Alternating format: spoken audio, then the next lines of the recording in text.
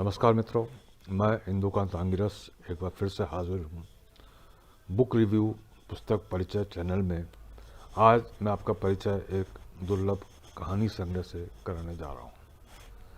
इस कहानी संग्रह का नाम है उत्तर सुनामी, ये देखें, और इसकी लेखिका हैं चमेली जुगरान। ये पीछे का पृष्ठ है जिस पर प्रकाशक का नाम है ज्ञान भारती।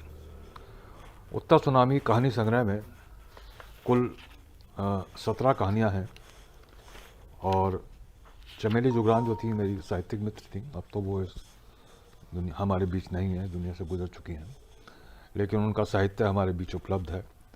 इसीलिए मैं चाहता हूँ कि जो भूले बिसरे लोग हैं उनसे भी हम परिचित, उनके साहित्य से भी परिचित होते रहें। इसलिए इस चैनल का एक ये काम भी है। ये देखें, 14 मार्च 2006 को उन्होंने मुझे पुस्तक भेंट करी थी, प्रियमित इंदुकांत जी को। इसमें पुस्तक में सजिल पुस्तक है और इसमें पृष्ठ हैं, जैसा कि मैंने आपको बताया। एक मिनट रुको। 96 पृष्ठ हैं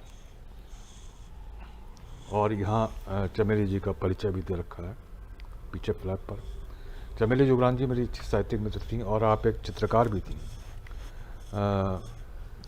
आपके चित्रों की कुछ प्रदर्शनियाँ भी लग चुकी थी। अब मैं आपको इनकी कहानियों के कुछ कहानियों में से कुछ अंश सुनाता हूँ। पहली कहानी जो है दुल्हन, उसमें उसके बारे में थोड़ा सा सुने।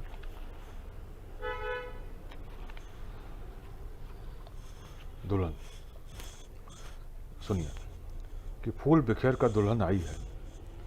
पास पड़ोस में जिसने भी देखा यही कहा। पूरा मोहल्ला खुशी से छलक रहा है, जैसे कि दुल्हन उन्हीं के घर आई हो।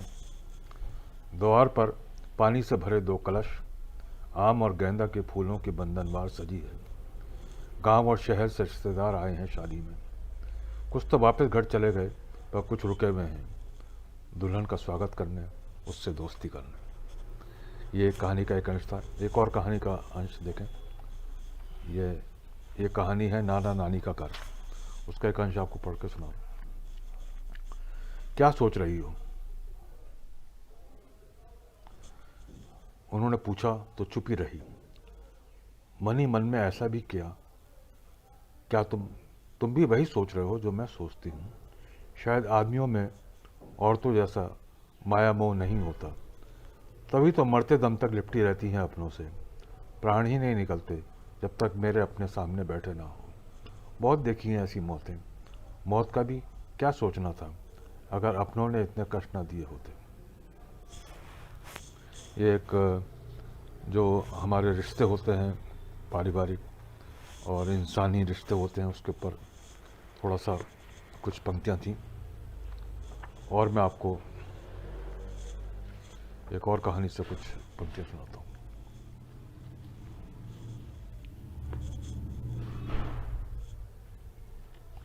ये देखें,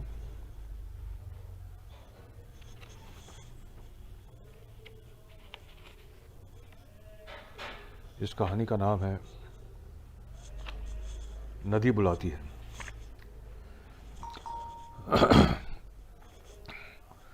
इसमें इसकी कुछ पंक्तियां हैं। नदी बुलाती है कहानी कि क्यों ब्याहते हैं लोग अपनी बेटियों को ऐसे गांव में जो तूफानी नदी के किनारे हो। लकड़ी घास काटते हुए पांव फिसला और गंगा जी में विसर्जन। यहाँ से शीघ्र चल देना है, उस पार जीवन है, इस पार जीवन मृत्यु का खेल। पूजा संपन्न हो जाने के बाद प्रतिमा का विसर्जन होता है। सरस्वती भी उसी का अनुसरण करती है और लक्ष्मी भी। नदी माँ है, नदी जीवन है, नदी अंतिम शरण स्थली है। ये इस कहानी की अंतिम पंक्तियाँ थी।